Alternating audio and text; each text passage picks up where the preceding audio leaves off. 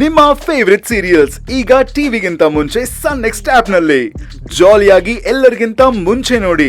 ಈಗಲೇ ಸನ್ next app download ಮಾಡಿ ಮತ್ತು ಸಬ್ಸ್ಕ್ರೈಬ್ ಮಾಡ್ಕೊಳ್ಳಿ. ಅವ್ವ ಮೈನಾ, ರಾಧನು ಹುಷಾರಾಗಿ ನೋಡ್ಕೊಳೆ. ಮಗ ನೀನು ಹುಷಾರು ಕಣವ್ವ. ಸರಿ ಕಣಮ್ಮ.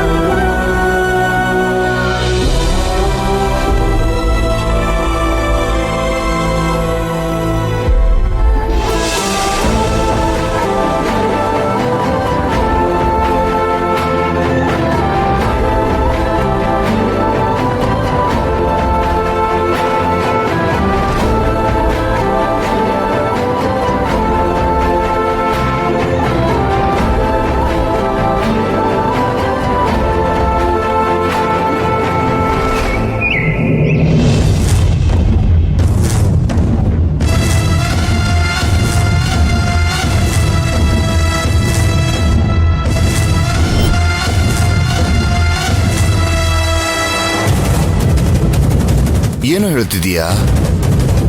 ನನಗಿದ್ ನಂಬಕ್ಕಾಗ್ತಿಲ್ಲ. ಮೈನಾ ಪ್ರೆಗ್ನೆಂಟಾ? ಅವಳಿಗೆ ನಮ್ಮನ್ ಬಿಟ್ರೆ ಇನ್ಯಾರೋ ಅಂತ ಶತ್ರುಗಳು. ನಾವು ಅವಳನ್ನ ಸಾಯಿಸ್ಬೇಕು ಅಂತ ಸ್ಕೆಚ್ ಹಾಕಿದ್ವಿ. ಆದ್ರೆ ಈ ತರ ಸೈಡ್ ತೀರ್ಸ್ಕೋಬಹುದು ಅಂತ ನಮಗೂ ಗೊತ್ತಾಗ್ಲಿಲ್ವಲ್ಲೋ. ಯಾರದು?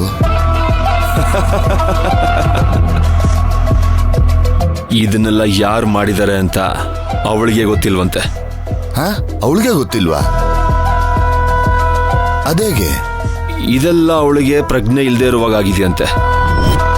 ಇಷ್ಟೆಲ್ಲ ಯೋಚನೆ ಮಾಡಿದ್ದಾರೆ ಅಂದ್ರೆ ಅವಳಿಗೆ ನಮ್ಮನ್ ಬಿಟ್ಟು ಬೇರೆ ಯಾರೋ ದೊಡ್ಡ ಶತ್ರುಗಳೇ ಇರಬೇಕು. ಶತ್ರುಗಳಲ್ಲ ಬೈ, ಯಾರೋ ದ್ರೋಹಿಗಳಿರ್ಬೇಕು. ಏನ್ ಹೇಳ್ತಿದೀಯ ನೀನು? ಹೌದು ಬೈ, ಶತ್ರುಗಳು ಜೀವನೇ ತೆಗಿಬೇಕು ಅನ್ಕೊಳ್ತಾರೆ, ಆದ್ರೆ ದ್ರೋಹಿಗಳು ಜೀವನನೇ ಹಾಳು ಮಾಡಬೇಕು ಅನ್ಕೊಳ್ತಾರೆ. ಅವಳ ಜೊತೆಲೇ ಇದ್ದು ಅವಳ ಜೀವನನ ಹಾಳು ಮಾಡಿದ್ದಾರೆ ಅಂದ್ರೆ ಅವ್ರು ಯಾರೋ ದೊಡ್ಡ ಶತ್ರುಗಳೇ ಇರಬೇಕು ಬೈ.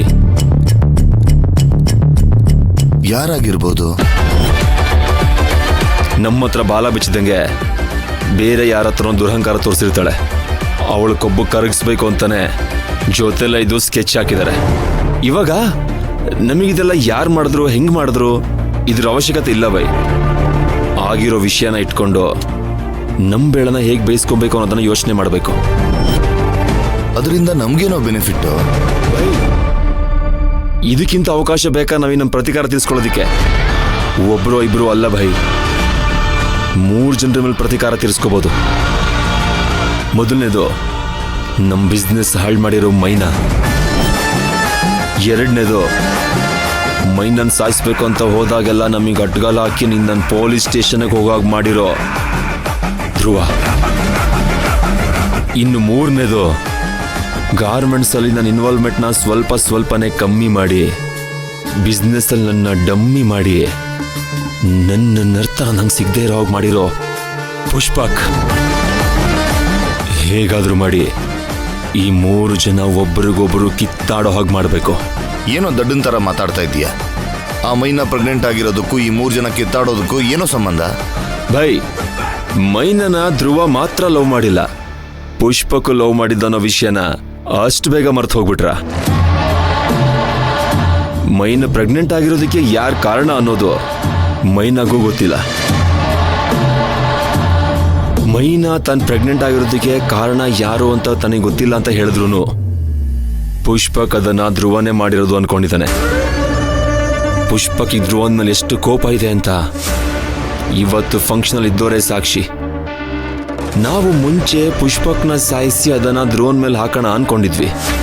ಇವಾಗ ಅದೇ ತರ ಆ ಧ್ರುವನ ಕಿಡ್ನಾಪ್ ಮಾಡಿ ಕೈ ಕಾಲು ಮುರಿದು ಹೋಗೋ ಹಾಗೆ ನಾಯಿಗೆ ಹೊಡೆದಂಗೆ ಹೊಡೆದು ಅವನ್ನ ಕರ್ಕೊಂಡು ಹೋಗಿ ಅವನ ಮನೆ ಬಾಗ್ಲು ಮುಂದೆ ಬಿಸಾಕೋಣ.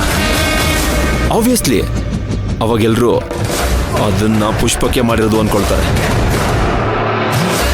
ಆಮೇಲಿಂದ ನಾವೇನು ಮಾಡೋದು ಬೇಡ, ಎಲ್ಲ ಮೈನಾನೇ ನೋಡ್ಕೊಂತಾಳೆ. ಹಿಂಗೆ ಅವ್ರ 3 ಜನಕ್ಕೂ ಯುದ್ಧ ಶುರು ಆದ್ಮೇಲೆ ನಮ್ಮ ಕೆಲಸ ಜಸ್ಟ್ ಆಡಿಯನ್ಸ್ ಆಗಿದ್ದು ಯುದ್ಧನ ಎಂಜಾಯ್ ಮಾಡೋದು ಅಷ್ಟೇ.